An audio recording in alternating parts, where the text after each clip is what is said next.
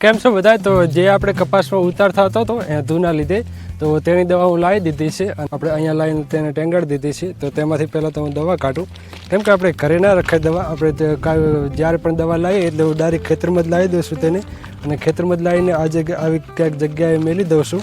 કેમ કે જો આ દવા થોડીક ઝેરીલી આવે, કોઈ બી દવા આપણે છાંટતા હોય એટલે જવા તે ઝેરીલી જ હોય તો તે છોકરાની પહોંચથી દૂર જ રખાય. તો જો મેં પણ આ રીતની કાંક લાવી અને અહીંયા ધાબળા ટેંગાડી દીધી હતી, એટલે કોઈ બી જનાવરના પહોંચથી પણ દૂર રહે અને ઘરે તો રખાય જ નહીં. તો જો આ છે તેની બોટલ, અને આમાં હજી 2 બોટલો બીજી છે. તે આપણે જે કપાસમાં જે ઝીંડવા આવ્યા આવડા ફાલ આવ્યો તેના માટે તે ઉપર સ્પ્રે કરવા માટે દવા લાવ્યો છું. તો તે હું એક નેક્સ્ટ વિડીયોમાં હું તમને બતાવીશ, તેના પર હું અલગથી એક વિડીયો બનાવી દઈશ.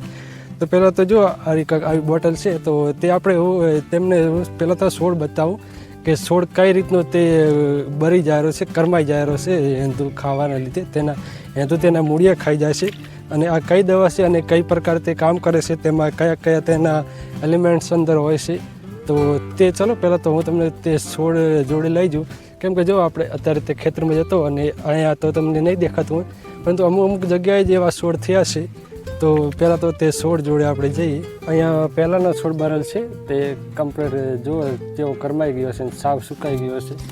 અને જુઓ તેના પત્તા, અને આ હમણાંનો જ બરેલ છે, આ કાલનો જ આવો કરમાઈ જુઓ તમે, એના પત્તા કેવા થઈ ગયા છે, સાવ કરમાઈ ગયો છે. અને તેના જોડેનો છોડ જુઓ તે કેટલો હરો ભરો છે, અને આ જ અમે છોડ જુઓ. તો આમાં શું થતું હશે કે આ મૂળિયા રહે, તેના મૂળિયામાં હેતું હશે. મેં તમને આગળના વિડીયોમાં પણ તમે બતાવ્યું હતું કે આના મૂળિયા ખાઈ જાય છે હેતું. તો આપણે તે ના માટે જો આપણે આરી દવા લાવ્યો તો આ રીતની કંઈક દવા છે, ટેગબેન કંપનીના નામની ઇન્સેક્ટિસાઇડ. તેમાં જો તેમાં તત્વ કયું આવે છે, તો આ રીતનું તમે જુઓ ક્લોરપાયરીફોસ નામનું તેમના 20%, એટલે કે 100 ml 20% તે આ રીતે તત્વો હોય છે.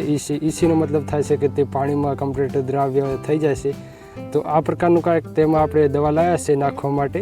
તો આ દવાને હવે આપણે પાણીમાં ઓગાળી અને તેને કમ્પ્લીટ પાણીમાં ઘોળી અને તેમાંથી આપણે ડબલે હવે જે આ થડ રહ્યું તેને થડમાં તમે જુઓ આ રીતની કંઈક માટી હશે, તો તે માટીમાં આપણે આ જગ્યાએ જો ડબલે આ જગ્યાએ નામી દેશું, તે અંદર ઉતરી જાય. જુઓ તમે અહીંયા માટી પણ પહોંચી જશે. અથવા તો તમે આ રીતનું ના હોય, તમારે જો આવી હાર્ડ જમીનમાં કપાસ ઊભો હોય તો તમે શું કરી શકો કે એક લાકડાનું ખીતું ઘડવાનું અને અહીંયા જે થળિયું હોય તેની જગ્યાએ જોડે આ રીતનો ખાડો કરી દેવાનો, અને પછી તે ખાડો ભરી દેવાનો, એટલે કમ્પ્લીટ તે મૂળિયામાં ઉતરી જાય. અને તેની આજુબાજુ પાસનો ઉતાર કરતું હોય તો કે કોઈ બી ઈયળ હોય કે કોઈ બી જીવડું હોય, તો તે જીવડું અંદરથી કવર થઈ જશે, એટલે તે જીવડું અંદરથી મારી નાખશે, એટલે પછી કપાસનો ઉતાર નહીં થાય. આ દવા રહી તેને કોઈ મોટા બેલરમાં લઈ અને પહેલાં તો તેને આ દવા પાણી સાથે કમ્પ્લીટ મિક્સ કરી દેવાની, અને પછી ડબલે અથવા તો પંપથી પણ નામી શકો, પરંતુ ડબલેથી નામો તો સારું, વધારે ઉતાવળ થાય અને રેડાય પણ સારી થળમાં. તો થળિયામાં રેડી દેવાની, અને પછી તે કમ્પ્લીટ અંદર ઉતરી અને બધી જ જે જીવાત કે અથવા તો હેતુ કે જે જીવડા કે ઈયળ હોય તે કમ્પ્લીટ તેનો નાશ કરી દેશે, અને કપાસની ગ્રોથ પછી સારી થશે. આ રીતનું નહીં થાય જે આ કપાસનું થયું. અત્યારે તો બપોરનો ટાઈમ છે, તો આપણે સાંજના ટાઈમે આ દવા આપણે અંદર નાખવાની છે કપાસના મૂળિયામાં. આ દવાનો યુઝ તમે કપાસ, મગફળી કે મકાઈ કોઈ બી મૂળિયામાં રોગના લીધે તેનો છોડ કરમાઈ જતો હોય તો તેમાં તમે આ દવાનો યુઝ કરી શકો.